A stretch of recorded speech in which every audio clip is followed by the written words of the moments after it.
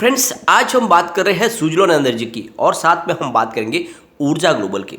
Suzlon energy में आज हमें अच्छी खासी तेजी देखने को मिली और इस तेजी के पीछे असली वजह क्या है जानेंगे इस वीडियो के माध्यम से। बहुत बड़ी अपडेट निकल के आ रही है सुजलोन एनर्जी से, उसको डिस्कस करेंगे। साथ में सोलर पावर के लिए बहुत बड़ी अपडेट है, उसको भी डिस्कस करेंगे।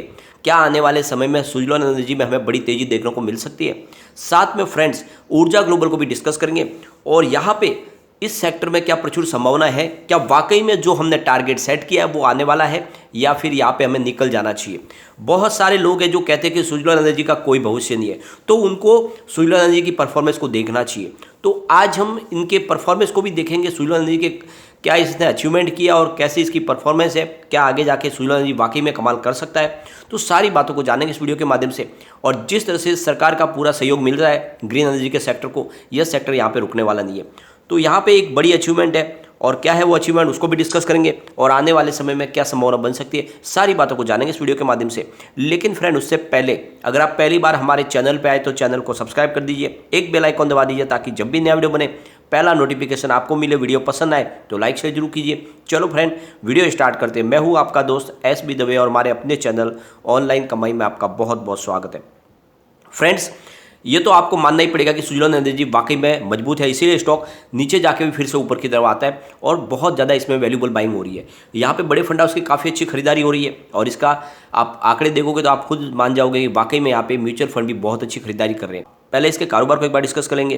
तो स्टॉक ओपन हुआ 11 पर और इसकी लो बनी 10.90 की, हाई है 11.25 की, अंत में 11.15 पर क्लोजिंग रही, जहाँ पे 3.72% की शानदार हमें तेजी देखने को मिली। BSE की अगर हम बात करें तो 1,24,96,000 का वॉल्यूम हुआ, सामने 64,75,000 की डिलीवरी उठाई गई। डिलीवरी का परसेंटेज 51.82% है, तो शानदार 50% से ऊपर डिलीवरी बेस काम हुआ है। बात अगर NSE की करें तो 4,15,36,000 का वॉल्यूम हुआ, सामने 1,83,52,000 की डिलीवरी उठाएगी। डिलीवरी का परसेंटेज 44.18% है, तो दोनों एक्सचेंज में भारी क्वांटिटी में कामकाज हुआ। अब वॉल्यूम को देखें तो पिछले एक महीने पहले इसका 6 करोड़ बीच का वॉल्यूम था, 1 वीक पहले भी 6 करोड़ बीच का वॉल्यूम हुआ था, कल 4 करोड़ बीच का वॉल्यूम था, लेकिन आज 5 करोड़ बीच का वॉल्यूम हुआ। तो वॉल्यूम में अच्छी खासी बढ़ोतरी है और इसके पीछे वजह है बड़े फंड हाउस की बड़ी खरीदारी। यहाँ पे बहुत ज़्यादा आज वॉल्यूम तो हुआ, लेकिन हम उस बड़ी डील को डिस्कस करने वाले हैं जिससे आपको भी समझ में आया कि वाकई में यहाँ पे म्यूचुअल फंड की और बड़े फंड हाउस की अच्छी खासी खरीदारी हो रही है। तो फ्रेंड्स, यहाँ पे सुबह बाजार खुलते ही 9:28 पर 11.10 की प्राइस से करीब 10,56,000 शेयरों की बड़ी खरीदारी हुई है। और ये खरीदारी इसलिए है क्योंकि आप देखोगे इससे पहले जो प्राइस थी वो 11 रुपीज़ थी और जैसे ये खरीदारी हुई प्राइस 11.10 हुई और उसके बाद फिर से प्राइस 11 की हुई। इसका मतलब ये जो प्राइस बढ़ी है इसके पीछे वजह है कि बड़ी क्वांटिटी में खरीदारी की गई और इसी वजह से ये प्राइस बढ़ती हुई दिखाई दी। तो ये बिल्कुल एक खरीदारी है।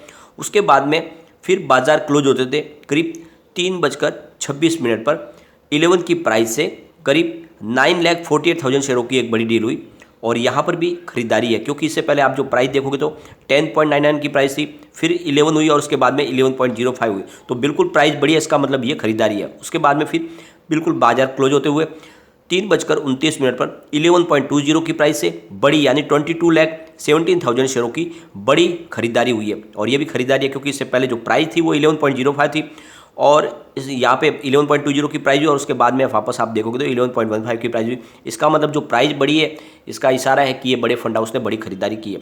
तो आप देख लो कि यहाँ पे काफ़ी अच्छी खरीदारी हो रही है। आप अगर मार्च के आंकड़े भी देखोगे तो यहाँ पे आपको म्यूचुअल फंड की होल्डिंग बढ़ती हुई दिखाई देगी। यहाँ पे अगर शेयर होल्डिंग पैटर्न में हम प्रमोटर की होल्डिंग देखें तो सितंबर में 16.41 थी, दिसंबर में 16.04 हुई, फिलहाल मार्च में 15.85% की होल्डिंग है। तो जैसे कि आपको पता ही होगा प्रमोटर ग्रुप से काफ़ी शेयर बेचे गए और इस वजह से यहाँ पे होल्डिंग कम होती हुई दिखाई दी है। अब यहाँ पे अगर आप देखोगे तो गिरवी शेयरों की संख्या 88.54% है, जो बिल्कुल अनचेंज है, वैसी ही है। बात अगर FI की करें तो 10.42% की होल्डिंग उनकी सितंबर में थी, दिसंबर में 8.96 हुई, फिलहाल मार्च में 8.71% की होल्डिंग है। तो FI की होल्डिंग जरूर घटी है लेकिन इतनी ज़्यादा नहीं घटी है, थोड़ी सी उनकी होल्डिंग कम हुई है। बात अगर DI की करें तो 10.73% की होल्डिंग सितंबर में थी, 10.50 हुई दिसंबर में, फिलहाल 10.38% की होल्डिंग है। तो DI की भी होल्डिंग में मामूली सी गिरावट है, कोई बड़ी बात नहीं है, लेकिन म्यूचुअल फंड की होल्डिंग लगातार बढ़ रही है। आप देखोगे सितंबर में 0.03% थी, दिसंबर में बढ़कर 0.04 हुई और मार्च में 0.05 होगी। तो लगातार म्यूचुअल फंड अपनी होल्डिंग को मजबूत कर रहे हैं। बात अदर्स की करें तो 62.44% की होल्डिंग सितंबर में थी, 65.50 हुई दिसंबर में, फिलहाल 65.06% की होल्डिंग जनरल पब्लिक के पास है। अब यहाँ पे वो म्यूचुअल फंड को हम डिस्कस करेंगे जिन्होंने लेटेस्ट होल्डिंग लेकर रखे। 31 मार्च का डाटा है। तो यहाँ पे Nippon India Nifty small cap 250 ने 2.04 करोड़ रुपये का इन्वेस्टमेंट किया और 0.70% की होल्डिंग ली है। Motilal Oswal Nifty small cap 250 ने 1.96 करोड़ रुपये का इन्वेस्टमेंट करके 0.71% की होल्डिंग ली है। उसके बाद में ICICI Pru small cap index ने 0.32 करोड़ रुपीज़ का इन्वेस्टमेंट किया, 0.71% की होल्डिंग ली है। फिर मोतीलाल ओसवाल निफ्टी 500 फंड ने 0.15 करोड़ रुपीज़ का इन्वेस्टमेंट करके 0.05% की होल्डिंग ली है। ICICI Pru S&P BSE 500 ETF ने 0.03 करोड़ रुपीज़ का इन्वेस्टमेंट किया और 0.04% की होल्डिंग ली है। तो आप देखोगे कि बड़े बड़े म्यूचुअल फंड ने काफ़ी अच्छी होल्डिंग ली है। और ये आपको ध्यान रखना है, अगर किसी पेनी स्टॉक में म्यूचुअल फंड की अच्छी खासी होल्डिंग है तो उस पेनी स्टॉक को आपको मजबूत समझना ही चाहिए, क्योंकि म्यूचुअल फंड कभी भी ऐसे अरे गहरे स्टॉक में कभी दाव नहीं लगाते जहाँ पे उनका निवेश डूबे। तो अगर बड़े म्यूचुअल फंड जहाँ पे आप देखोगे तो मोतीलाल ओसवाल, आईसीआईसी बैंक, ये बड़े म्यूचुअल फंड है जिन्होंने अगर अपना निवेश बनाया हुआ तो ये वाकई में स्टॉक में दम है और ये स्टॉक आगे जाके कमाल कर सकता है। अगर हम इसके रिटर्न को देखें तो पिछले 5 साल के हिसाब से 43% का निगेटिव रिटर्न है, 3 ईयर के हिसाब से 56% का पॉजिटिव रिटर्न है, 1 ईयर के हिसाब से 143% का पॉजिटिव रिटर्न है, 3 मंथ के हिसाब से 4.72% की गिरावट है, 1 मंथ के हिसाब से 15.63% का पॉजिटिव रिटर्न है, 1 डे के हिसाब से 3.26% का पॉजिटिव रिटर्न है। तो आप देखोगे कि पिछले 3 महीने के हिसाब से आपको 4% की गिरावट देखने को मिलेगी। ओवरऑल इसका प्रदर्शन बहुत अच्छा है। अब इनके Q3 के रिजल्ट को देखें तो बहुत ही शानदार आंकड़े निकल कर आए। आप देखोगे तो सुजलॉन एनर्जी 1995 में बनी हुई बहुत ही पुरानी विंड टर्बाइन निर्माण करने वाली कंपनी है। इनका मार्केट कैप करीब 10,231.36 करोड़ रुपीज़ का, तो बहुत ही मजबूत मार्केट कैप है। अब Q3 में कंपनी की टोटल इनकम 1,615.01 करोड़ रुपये निकल कर आई थी, जहाँ पे 18.61% की पिछले क्वार्टर से ज़्यादा बढ़त थी, यानी पिछले क्वार्टर में Q2 में इनकी टोटल इनकम 1,361.62 करोड़ रुपये थी और 68.31% ज़्यादा थी पिछले साल सेम क्वार्टर से। पिछले साल सेम क्वार्टर में इनकी टोटल इनकम 359.52 करोड़ रुपये थी और कंपनी ने net profit after tax 36.77 crore रुपये का बताया। तो आप ईयर ऑन ईयर बेसिस पे देख लो या क्वार्टर ऑन क्वार्टर बेसिस पे देख लो तो इनकी इनकम लगातार बढ़ी है और प्रॉफिट भी शानदार बताया। अब यहाँ पे एक बहुत बड़ी अपडेट निकल के आ रही है, जैसे कि विंड पावर में अभी भी उतनी प्रचुर संभावना नहीं बन पा रही है। उसके पीछे सबसे बड़ी वजह है कि ट्रेडिशनल तरीके से ही विंड फॉर्म का जो है निर्माण किया जाता है और इसीलिए कहा जा रहा है कि इसमें डिजिटलाइजेशन की जरूरत है, यानी एक लेटेस्ट टेक्नोलॉजी लाने जरूरी है विंड फॉर्म के अंदर। विंड टर्बाइन के निर्माण में जब तक लेटेस्ट एडवांस टेक्नोलॉजी का इस्तेमाल नहीं होगा तब तक इस क्षेत्र में और संभावना नहीं बन पाएगी। इसके पीछे वजह यह है कि कॉस्ट बढ़ जाती है और इसीलिए ज़रूरी है कि लेटेस्ट टेक्नोलॉजी का इस्तेमाल किया जाए ताकि इस क्षेत्र में और आगे संभावना बने।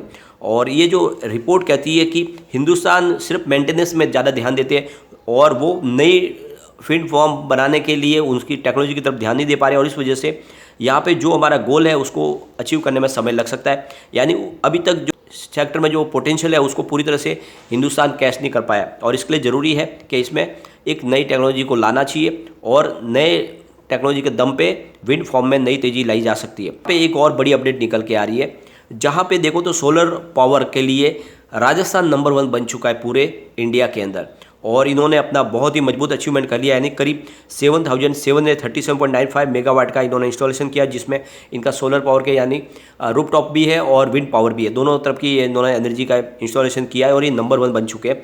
और इनके बाद में कर्नाटका का नंबर है और आप देखोगे तो ये राजस्थान बहुत तेज़ी से आगे बढ़ रहा है और इसीलिए यहाँ पर आप देखोगे तो आने वाला समय जो है ग्रीन एनर्जी के नाम पे होने वाला है। इस लिस्ट में अगर आप देखोगे तो जो तीसरा नाम निकल के आ रहा है वो है गुजरात का, जो उनकी जो करीब 5,708 मेगावाट की इंस्टॉलेशन हो गई है। उसके बाद में 4th नंबर पे तमिलनाडु है जिनकी 4,675 मेगावाट की इंस्टॉलेशन हुई है और उसके बाद में आंध्र प्रदेश का नाम आता है जिन्होंने 4,380 मेगावाट का इंस्टॉलेशन किया है। तो फ्रेंड्स ये ध्यान रखो कि आने वाला समय इस क्षेत्र के लिए पॉजिटिव खबरें लेकर आएगा, तो आपको इसमें इन्वेस्टमेंट करके रखना है। अब यहाँ पे कम्युनिटी सेंटीमेंट देखें तो स्टॉक के साथ बना हुआ है, 84% बाय की कॉल है, 13% सेल की कॉल है, 3% होल्ड की कॉल है, यानी आप देखो तो लोगों का रुझान स्टॉक की तरफ बना हुआ है। एक बार इसके पिवट लेवल को भी हम चेक कर लेते हैं, तो यहाँ से अगर स्टॉक स्लिप होता है तो 10.50 का फर्स्ट सपोर्ट है, ये सपोर्ट टूटा तो 9.80 तक स्टॉक जा सकता है, बड़ी गिरावट हुई तो फिर 8.95 तक भी स्टॉक जा सकता है और 1 डिजिट में आएगा ये अगर गिरावट ऐसे ही जारी रही तो। लेकिन पॉजिटिव माहौल बना तो 12.05 का फर्स्ट रेजिस्टेंस है, इसको ब्रेक करते ही 12.90 की प्राइस देखने को मिलेगी और वहाँ तक स्टॉक पहुँच गया फिर 13.60 तक भी जा सकता है और अगर ये नई हाई बन गई तो फिर स्टॉक 15 को भी क्रॉस कर सकता है। तो बिल्कुल पॉजिटिव माहौल बना हुआ है, इसमें आपको निवेश करना चाहिए और लॉन्ग टर्म के लिए बने रहना है। ये स्टॉक वाकई में आप आने वाले समय आपको मालामाल कर देगा। ऊर्जा ग्लोबल की बात करें तो स्टॉक 17.45 पर है, जहाँ पे 0.87% की मामूली सी तेजी देखने को मिली और एक काफ़ी समय से स्टॉक एक ही जगह पे ट्रेड कर रहा है, लेकिन मुझे लग रहा है कि ये तैयार हो रहा है आगे बड़ी उछाल मारने के लिए। अब इसकी बार जो छलांग होगी तो मुझे लगता है ये नई हाई भी बना सकता है, तो यहाँ पे आपको इन्वेस्टमेंट करके रखना है। और शॉर्ट टर्म इन्वेस्टर के लिए फिलहाल इन स्टॉक में निवेश बिल्कुल न करें, हो सकता है कि गिरावट फिर हो, तो शॉर्ट टर्म इन्वेस्टर तो बिल्कुल ट्राई न करें, लेकिन जो लॉन्ग टर्म इन्वेस्टर है वो मौका है जब खरीदारी करें। कम्युनिटी सेंटीमेंट स्टॉक के साथ है, 100% बाय की कॉल है। एक बार इसके पिवट लेवल को भी चेक कर लेते हैं, तो यहाँ से अगर स्टॉक स्लिप होता है 17.08 का फर्स्ट सपोर्ट है, ये सपोर्ट टूटा तो 16.87 तक स्टॉक जाएगा। तीसरा सपोर्ट 16.53 का है। ऊपर की तरफ मूव करने पर 17.63 का फर्स्ट टारगेट है, इसको ब्रेक करते ही 17.97 की प्राइस देखने को मिल सकती है।